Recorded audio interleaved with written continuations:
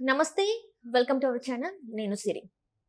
AP BJP అధ్యక్షురాలు పురంధరేశ్వరి గారు అయితే ఢిల్లీ వెళ్లారు. అక్కడ కేంద్ర ఎన్నికల కమిటీ సమావేశం అయ్యారు. సో అందులో ఏపీ పొత్తుల గురించి మాట్లాడే అవకాశం ఉందా లేదా, సో ఈ అంశానికి సంబంధించి మనతో మాట్లాడడానికి ఉన్నారు ప్రముఖ senior journalist, political analyst CS Rao గారు. నమస్కారం. నమస్తే సార్, ఇప్పుడు బీజేపీ అధ్యక్షురాలు పురంధరేశ్వరి గారు అయితే ఢిల్లీ వెళ్లారు. అక్కడ కేంద్ర ఎన్నికల కమిటీలో సమావేశం అవుతున్నారు. అందులో ఇప్పుడు మరి పొత్తుల గురించి మాట్లాడే అవకాశం ఉందంటారా లేదంటారా?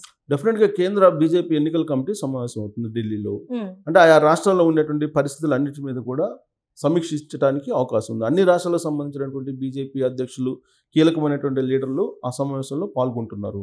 తొలి జాబితాను ఆల్రెడీ 195 మందితోటి బీజేపీ అభ్యర్థులను ప్రకటించడం జరిగింది. దాదాపు సుమారుగా 16 రాష్ట్రాలకు సంబంధించినటువంటి అభ్యర్థులు ప్రకటించారు. మిగిలినటువంటి రాష్ట్రాలు, కేంద్రపాలిత ప్రాంతాలకు సంబంధించినటువంటి అభ్యర్థులు ప్రకటించాల్సి ఉంది.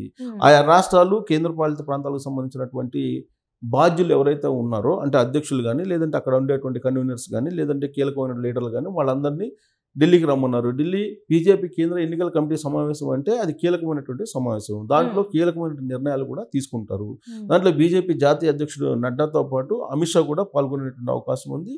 అలాగే నరేంద్ర మోడీ కూడా పార్టిసిపేట్ అవుతారు. సో ఫైనల్ జాబితాను అనౌన్స్ చేయడానికి ఈ కేంద్ర ఎన్నికల కమిటీ సమావేశం అయిందని చెప్పి అనుకోవాలి బీజేపీది. సో ఆయా రాష్ట్రాల్లో ఎన్డీఏ కూటమిలోకి ఏ పార్టీలు రాబోతూ ఉన్నాయి, ఏ పార్టీలతో పొత్తు పెట్టుకోవాలి అనేటువంటి అంశం మీద కూడా అక్కడ నిర్ణయం తీసుకునేదానికి అవకాశం ఉంది. బీజేపీ కేంద్ర ఎన్నికల కమిటీ సమావేశం అంటేనే ఆయా రాష్ట్రాల్లో ఎన్డీఏలో భాగస్వామ్యం కావడానికి ఏ పార్టీలు సిద్ధంగా ఉన్నాయి, ఏ పార్టీలతో పొత్తు పెట్టుకోవాలి అనే దాని మీద ఒక నిర్ణయం తీసుకున్న తర్వాత అభ్యర్థులను ప్రకటిస్తారు. సో అది ఎజెండా.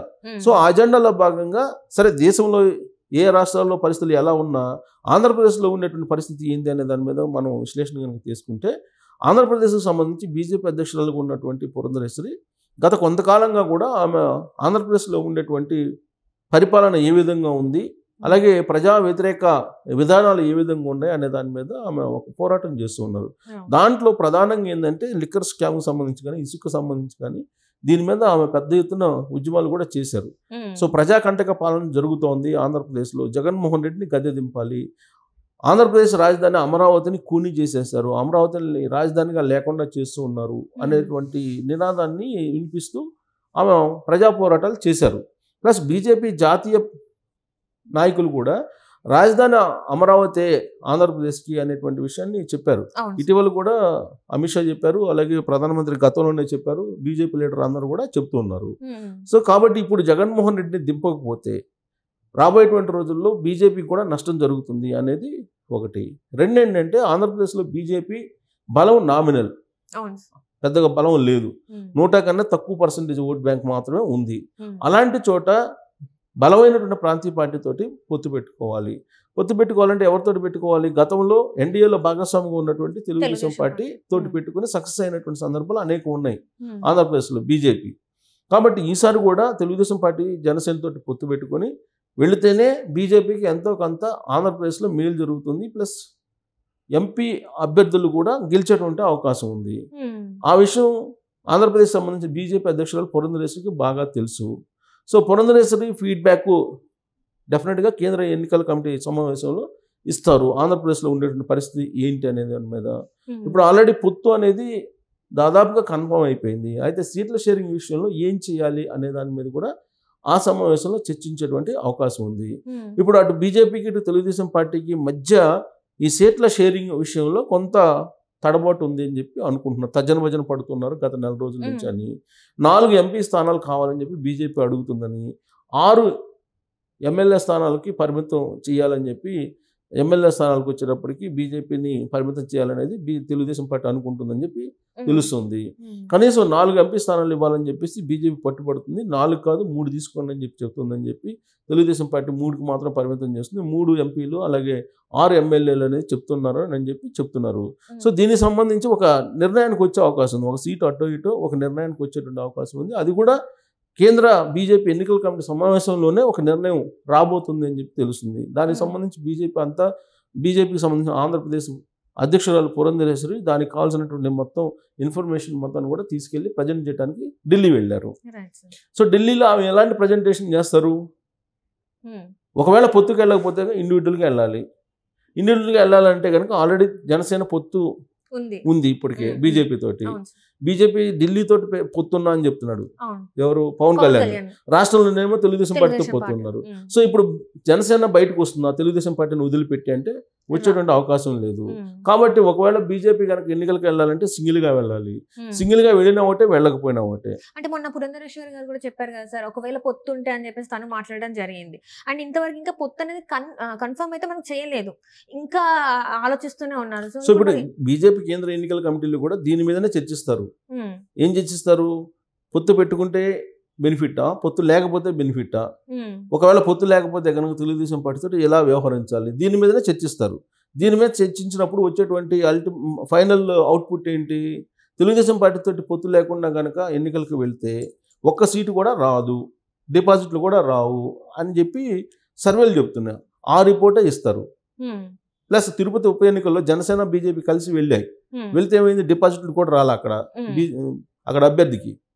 జనసేన బీజేపీ ఉమ్మడి అభ్యర్థికి రత్నప్రభ పోటీ చేస్తే డిపాజిట్లు కూడా రాలా. సో రాష్ట్ర వ్యాప్తంగా రేపు ఎలక్షన్లో వెళ్ళినప్పటికీ రెండు పార్టీలు కలిసి వెళ్ళినప్పటికి కూడా 7-8% ఓటు బ్యాంక్ ఏమన్నా చీల్చుకోగలరేమో కానీ, బట్ ఒక సీటు కానీ, ఒక ఎంపీ కానీ, ఒక ఎమ్మెల్యేని కానీ గెలుచుకునే అవకాశమే లేదు జనసేన బీజేపీ కలిసి వెళ్తే. సో కాబట్టి ఇప్పుడు కలిసి వెళ్ళాలా, వేరుగా వెళ్ళాలా తెలుగుదేశం పార్టీతో అనేది చర్చించుకున్నప్పుడు సెంట్రల్లో బీజేపీకి ప్రతి ఎంపీ సీటు ఇంపార్టెంటే. ఎంపీలు కావాలి. కనీసం దక్షిణ భారతదేశంలో ఎక్కడ ఇప్పుడు తమిళనాడులో కనిపించట్లేదు, ఆంధ్రప్రదేశ్లో కనిపించట్లేదు, కేరళలో కనిపించట్లేదు. కనిపిస్తుందల్లా ఎక్కడ తెలంగాణలో, కొద్దిగా గొప్ప కర్ణాటకలో కనిపిస్తున్నాయి వాళ్ళకి. సో మరి 3 రాష్ట్రాలను వదులుకుంటాయా? తమిళనాడు, ఆంధ్రప్రదేశ్, కేరళ 3 రాష్ట్రాలు వదులుకుంటాయా? అవకాశం ఉన్నటువంటి ఆంధ్రప్రదేశ్ని ఎందుకు వదులుకోవాలనుకుంటుంది బీజేపీ? భక్తు రాజకీయాలు చేస్తాడు నరేంద్ర మోడీ, అమిత్ షా. కాబట్టి ఆంధ్రప్రదేశ్లో 2-3 వచ్చినా చాలు కదా, నాకు ఏమీ లేని చోట 2-3 వస్తే ఇంకా అంతకన్నా కావాల్సింది. ప్లస్ ఎన్డీఏలో కూటమిగా తెలుగుదేశం పార్టీ మారితే ఎన్డీఏ కూటమికి బలం వస్తుంది కదా, దాని ఇంపాక్ట్ జాతీయ స్థాయిలో కూడా ఉంటుంది కదా. ఈ కోణం నుంచి ఆలోచిస్తారు ఎవరైనా రాజకీయ నాయకులు. కాబట్టి పొత్తుని వద్దు అనుకొని బీజేపీ అనుకునే ప్రసక్తే లేదు. వద్దు అనుకున్నందువల్ల నష్టపోయేది ఎవరంటే బీజేపీ. బీజేపీ నష్టపోతుంది, తెలుగుదేశం పార్టీకి వచ్చే నష్టం ఏం లేదు. సో కాబట్టి ఇంతకాలం జాప్యం ఎందుకు చేస్తున్నారంటే వీళ్ళనంతా ఎక్కువ సీట్లు తీసుకోవడానికి ఒక పొలిటికల్ డ్రామా ఆడుతున్నారు, అంతకుమించి ఏం లేదు. లేదంటే తెలుగుదేశం పార్టీ కాదనుకుందంటే బీజేపీ ఏముంది అసలు ఆంధ్రప్రదేశ్లో? జనసేన ఏముంది? జనసేన బీజేపీ కలిసి వెళ్తున్నాయి అనుకుంటే వాళ్ళు చేసే పని ఏంది? 6-7% ఓటు బ్యాంక్ చీల్చుకుంటారు, అంతకుమించి చేసేది ఏం లేదు. అంతకుమించి ఏమీ చేయలేరు. ఆ రెండు పార్టీలు చేసే అవకాశం లేదని సర్వేలు చెప్తున్నాయి, మనం కాదు, సర్వేలు చెప్తున్నాయి. కాబట్టి ఇప్పుడున్నటువంటి పరిస్థితుల్లో బీజేపీ కానీ జనసేన కానీ తెలుగుదేశం పార్టీ లేకుండా వెళ్తే జనసేనకి ఏమో అసలు పార్టీ గుర్తింపబోతుంది, బీజేపీకి డిపాజిట్లు కూడా రావు. సో ఒక ఎంపీ కూడా వచ్చే అవకాశం లేదు. కాబట్టి ఇప్పుడు అనివార్యంగా తెలుగుదేశం పార్టీతో పొత్తు పెట్టుకోవాల్సింది ఆ రెండు పార్టీలు.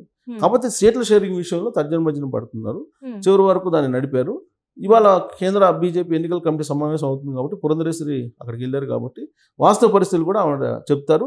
ఇప్పటికే ఆవిడ ఏం చేశారు, ఒకవేళ ఇండివిజువల్గా వెళ్ళాలనుకుంటే బీజేపీ పెద్దలు వద్దనుకుంటే తెలుగుదేశం పార్టీతోటి ఆయా కాన్స్టిట్యున్సీల్లో ఆల్రెడీ అసెంబ్లీకి సంబంధించి 3 పేర్లు, లోక్సభకు సంబంధించి 2 పేర్లు తీసుకెళ్లారు. ఆవిడ తీసుకెళ్ళి వాళ్ళ ముందు ప్రజెంట్ చేస్తారు. ప్రజెంట్ చేసి ఆప్షన్ 1 పొత్తు పెట్టుకుంటే ఎలా ఉంటుంది, ఆప్షన్ 2 ఒంటరిగా వెళ్తే ఎలా ఉంటుంది, ఆప్షన్ 3 జనసేన బీజేపీతో కలిసి వెళ్తే ఎలా ఉంటుంది, ఈ 3 ఆవిడ ప్రతిపాదిస్తారు. ప్రతిపాదించినప్పుడు ఏ ఆప్షన్ తీసుకున్నా వాళ్ళకి నష్టమే, ఒక ఆప్షన్ తప్ప, తెలుగుదేశం పార్టీతో కలిసి వెళ్తే తప్ప మిగిలిన 2 ఆప్షన్లు కూడా ఎలాంటి ఫలితాన్ని వాళ్ళకి ఇవ్వవు. సో కాబట్టి తెలుగుదేశం పార్టీతో కలిసి వెళ్ళడానికి సిద్ధపడతారు. ఇవాళ ఫైనల్ అవుతుంది, పొత్తు అనేది ఫైనల్ అవుతుంది, సీట్ల షేరింగ్ కూడా ఫైనల్ అయ్యే అవకాశం ఉంది ఇవాళ. సో కాబట్టి సీట్ల షేరింగ్ కూడా ఫైనల్ అవుతుంది. రేపు అఫీషియల్గా అనౌన్స్మెంట్ వచ్చే అవకాశం ఉంది. ఇవాళ సాయంత్రం వరకు కేంద్ర బీజేపీ ఎన్నికల కమిటీ సమావేశం ఢిల్లీలో జరుగుతుంది కాబట్టి దీనికి ఇవాళ సాయంత్రానికి ఒక కొలిక్కి వస్తుంది. అఫీషియల్గా 7వ తారీఖున ఒక ప్రకటన అయితే ఉంటుంది నడ్డా ద్వారా అనేది, లేదంటే బీజేపీ ఏపీ అధ్యక్షురాలు పురంధరేశ్వరి అయినా చెప్తారు. ఒక స్పష్టత వచ్చాడు సీట్ల షేరింగ్ విషయంలో, పొత్తు విషయంలో కాదు, ఎట్టి పరిస్థితుల్లో పొత్తు ఉంటుంది. సీట్ల షేరింగ్ విషయంలో మాత్రం క్లారిటీ రావాల్సి ఉంది, అది కూడా వచ్చే అవకాశం ఉంది ఇవాళ రేపట్లో.